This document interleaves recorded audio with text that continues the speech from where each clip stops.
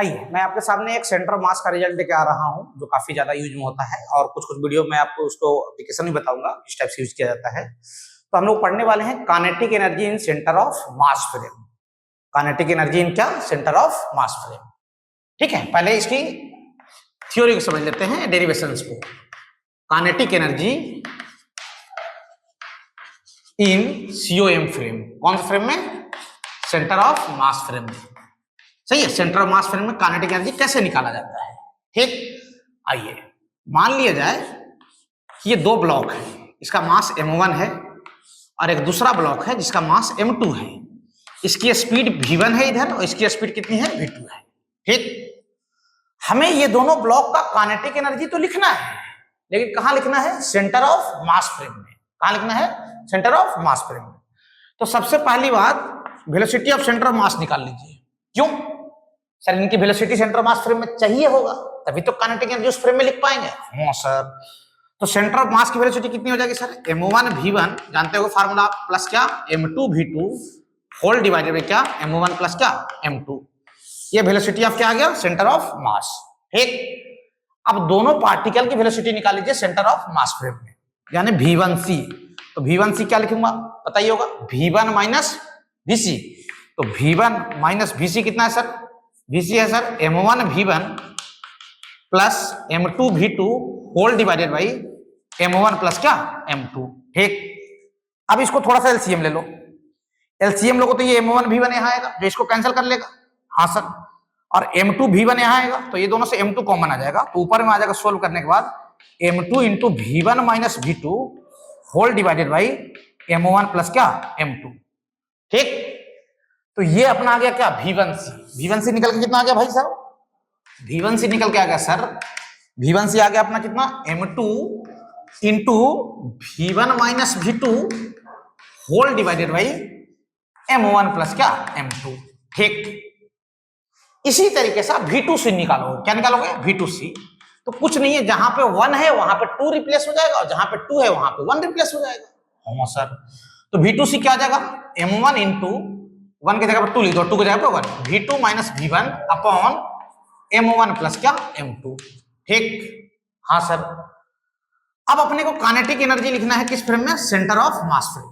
तो दोनों को वेलोसिटी सेंटर मास फ्रेम में पता हो चुका है। हाँ सर, तो सेंटर मास फ्रेम में काइनेटिक एनर्जी क्या लिखूंगा सर? हाफ m1 v1c का होल स्क्वायर, काइनेटिक एनर्जी का फार्मूला हाफ mv स्क्वायर। हाँ सर, अब प्लस हाफ m2 v2c का होल स्क्वायर। ठीक, अब दोनों की वैल्यू रिप्लेस कर दो भैया, थोड़ा सा कैलकुलेशन होगा। हाफ m1 v1c की वैल्यू ये वाला है, इस पूरे पे होल स्क्वायर डालना है आपको। ठीक है, कितना आ जाएगा sir? m2 square into v1 minus v2 का क्या? Whole square whole divided by नीचे में m1 प्लस m2 का क्या? Whole square. ठीक, ये v1c की वैल्यू रिप्लेस किया। ठीक, प्लस हाफ m2, अब v2c की वैल्यू रिप्लेस करो। v2c की वैल्यू कितना? ये वाला, इसका स्क्वायर हो जाएगा m1 स्क्वायर इंटू कितना हो जाएगा रे? इंटू हो जाएगा सर v2 माइनस v1 का क्या? होल स्क्वायर, और नीचे में फिर से आ जाएगा कितना? m1 प्लस m2 का क्या? Whole square. देख लो, m1 प्लस m2 का क्या? Whole square. ये नीचे में लिखा हुआ है m1 प्लस m2 का होल स्क्वायर, मिला लो एक बार। नीचे में क्या लिखा हुआ है? m1 प्लस m2 का क्या? Whole square. अब सुनना ध्यान से, अब ये दोनों को एडअप करना है, तीन में जो कॉमन क्वांटिटी है उनको बाहर निकालना पड़ेगा।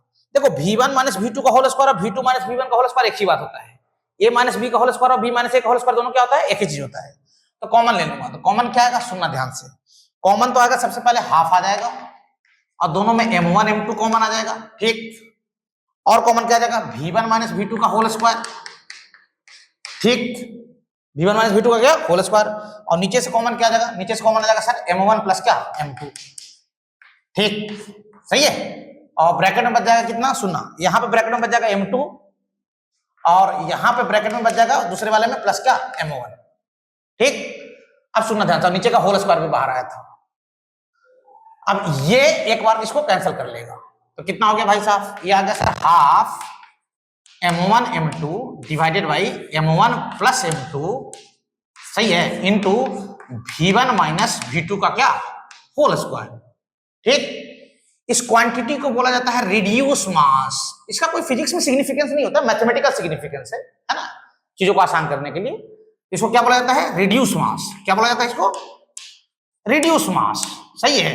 और इसको डिनोट करते हैं म्यू से। किसे डिनोट करते हैं? म्यू से। ये हो गया म्यू। म्यू की वैल्यू कितना हो गया रे? m1 m2 डिवाइडेड बाई क्या? m1 प्लस क्या? m2। ठीक, सही है। तो m1 into m2 divided by m1 plus m2 क्या बोलते हैं? Reduce mass. तो काइनेटिक एनर्जी कितना हो गया सेंटर फ्रेम में? सर ये हो गया हाफ, और इसको म्यू लिख दो। और असल में ये रिलेटिव वेलोसिटी लिखा हुआ है। v1 माइनस v2 क्या है? रिलेटिव वेलोसिटी ना। तो vr का मतलब क्या? Relative velocity. vr का क्या? Whole square.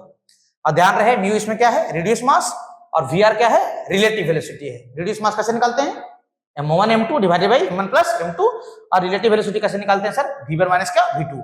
उल्टा जाते रहेंगे तो v1 प्लस v2 कर देना, या चुपचाप वेक्टर फॉर्म से डील कर देना, कोई दिक्कत नहीं है। देख लो यहां तक।